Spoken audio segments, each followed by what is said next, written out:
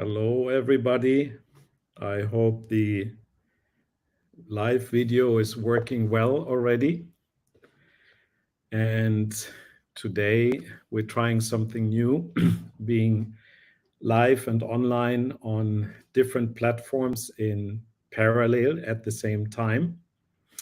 So I would like to welcome you and hope that everybody found the recording or found the live stream, so to speak. So today we are live on Instagram, on Facebook, and on YouTube. So the topic today is about getting started with the Family Constellation Canvas. This is a tool that I have developed during the long pandemic times when we were not able to conduct live sessions and live trainings. And it turns out that many of you have started using the tool and are still using the tool in various settings. So it seems like the hybrid work or the pure online work is here to stay. And today I wanted to pick up on this topic again. And for those who did not have a chance to check out the tool, to give a generic overview, an introduction, and how it looks like, where you can find it, and also show some examples of the work. So let's see if I can share my screen today. And this is also something new that we are trying right now. So let me see if I am able to share the entire screen. So here we go.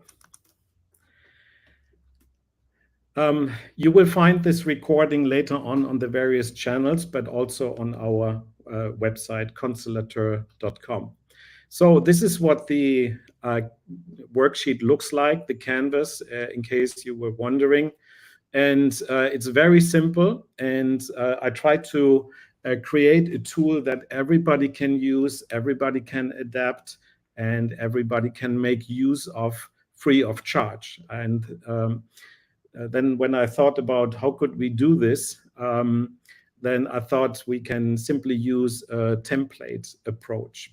So what you find here are basically three areas. So in the middle, you have this wide area that we typically use for working on a topic. On the left side, we have our various tools that we can use. So these are symbols that I often use in online constellation, or when I'm facilitating an online work, I should say. That's what I do most of the time with this tool, using it to, for example, clarify something or even conduct a complete constellation experience. So here we have basically placeholders. We have some ordinal numbers and some bullet points here that we can use to indicate a certain state of an entity that we are working with, a person or an organization, for example, things like that. There are also other commenting tools and arrows that I like to use a lot. In fact, I've been using this tool now in many different settings, both in individual sessions, but more and more also in group sessions. And it turns out that it's also a great clarification approach, but also documentation approach. So you can find this tool, and I will show you in a moment exactly where you can find it. You can go to constellator.com in the area courses, then you will see this free course symbol here. The course is called Family Constellation Worksheet Canvas. And also I updated this based on some insights and some feedback that I got from early adopters of this program. So let me show you, if you want to find this, where you can find it. If you go to the website constellator.com, if you go to the section courses, here you will find the Family Constellation Canvas. You just click on it, it will bring up the course overview. And here you see the curriculum for this course. This is actually a free course, so you can just sign up. And in order to sign up, you can basically click here on Start the Course. That should bring you to a login screen. If you have created already username and password, which is free on this website, you can do that. Otherwise, you click here on Sign Up. If you have a password, click on Login. And here you put in your name. You can generate a password. And then you can move forward, and then you are in the course room. So now the view is a little bit different. Here on the left side, we have our navigation element. So here you see the complete chapter. So if you click on the plus sign, you will see that there are some tutorials, etc. Right? You can download the constellation sheet here, actually in this very first or second chapter it actually is. So if you go here and scroll down a little bit, that's where you will find the template that we are using. And if you click here, you can download it to your desktop and then use the template in, for example, Microsoft PowerPoint. But I think you can also import it in Google presentation software, Apple presentation software, open source programs, etc. So that's where you find it. I should point out there's a lot more material here. So here, if you keep clicking through, you will see there are some video courses. So if you go to this chapter, this is a video-based course, self-paced course that you can go through. I'm trying to make short videos that are more digestible, like 8 to 10 minutes. And that is walking you through how to use it, how to adapt it to your own purposes, etc.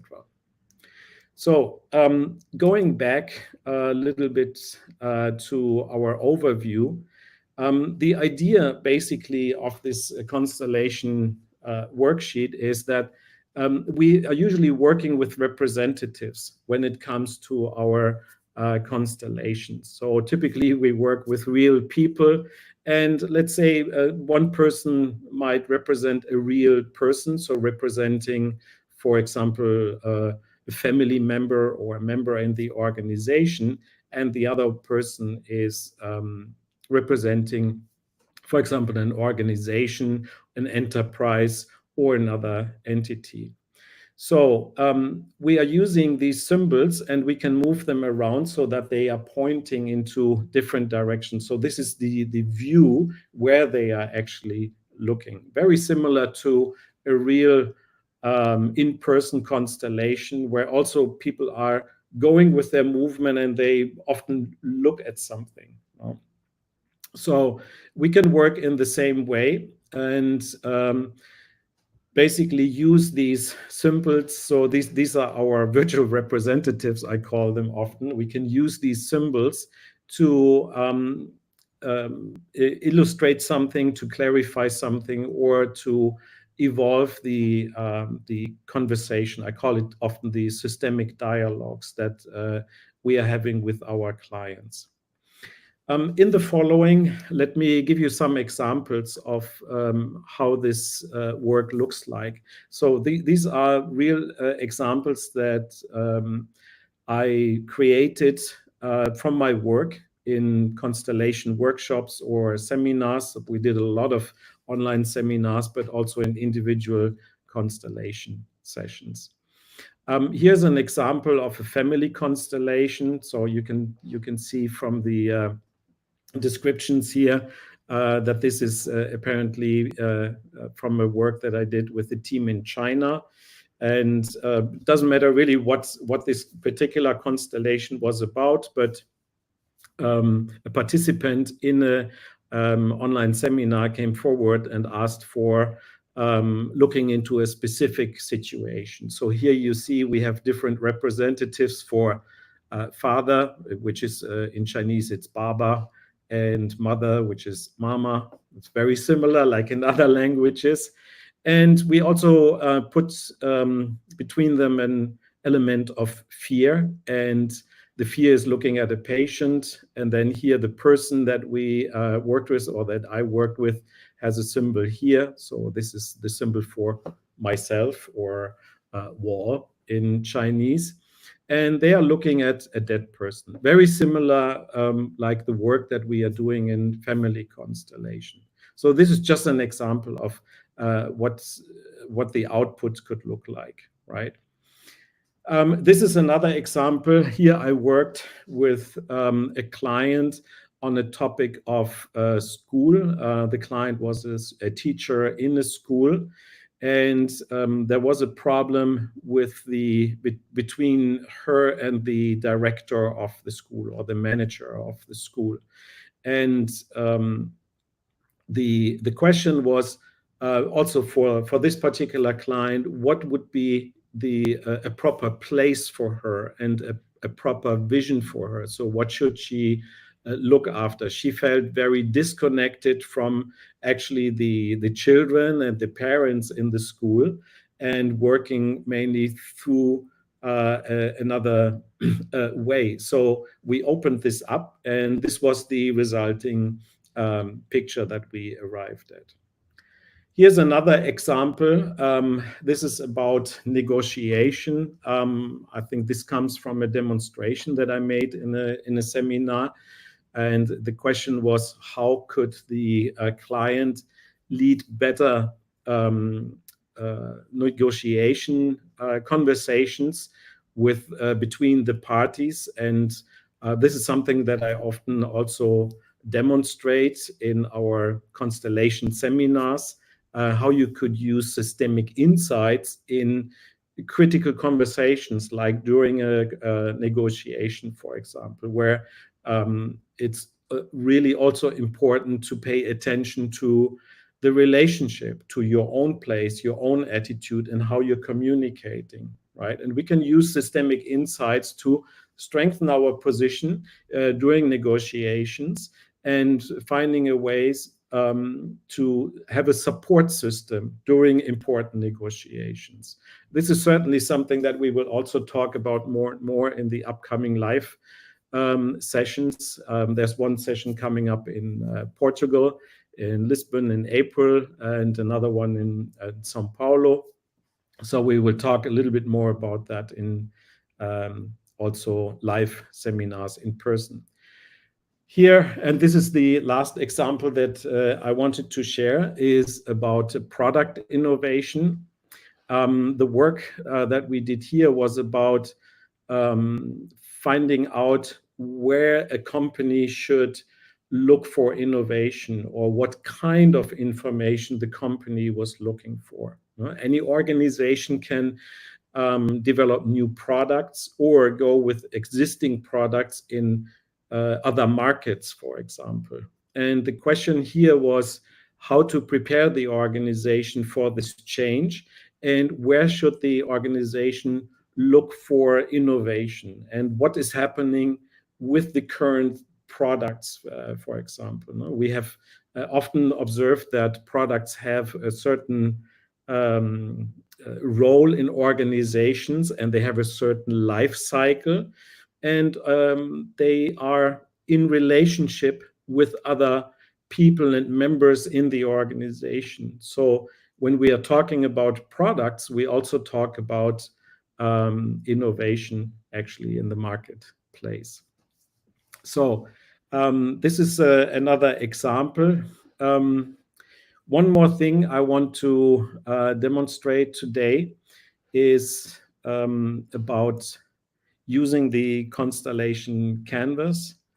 And let me go to another setting here. And this is typically how I work. So I start with basically a blank screen. And then first thing is I try to clarify what is the topic. And then I write down what the topic actually is. And the more concise we can be on the topic, I think this also determines how the constellation is actually starting. So for example, we could say orders in our team, for example. If a client wants to explore what is the order, for example, in a team. And then very simply, I take here representatives. No? So I ask the client, okay, who's belonging to the team, and they might say, okay, we have let's say 3 people, no? And we might have another one that came in a little bit later. So then I typically ask who was there first. No? So this is one of the orders that we are looking at in organization, which is the order of belonging. And then the client might say, well, this person was here number 1, and then we have another person that came in as number 2. So I'm going through this fairly quickly. In the course, the free online course, you can actually go more into detail and practice that a little bit more. So follow along in a more moderate pace. No? But let's say, for example, this is the order in the times of belonging. Then we have created already a first insight. And many people are not aware in organizations about the systemic orders, no? Especially newcomers. And I should say also new managers in organizations find it difficult to find their place in the team. And leading such a systemic dialogue can help them surfacing what are the systemic orders? How do I fit in? How should I work with the different members of the team? Yeah, and so on. So this was just a short demonstration, no? And I would encourage you to start if you want to work with this kind of tool set. I would encourage you to start with yourself and make a clarification about who belongs to your family, for example. No? That's a good starting point actually for any work. So let me stop the sharing here. As this is a little bit of a new setup, I'm not sure if I can find now exactly where the comments are coming in.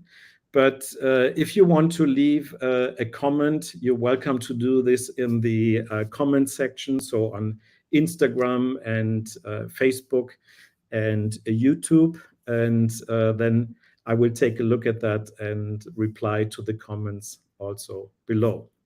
So with that, that concludes our very short and first session in this kind. Please leave some feedback. I would be really interested in hearing from you if this is a useful format and what kind of topics that you are interested in. So with that, I wish you good luck and a good weekend. Looking forward to hear from you. Bye-bye.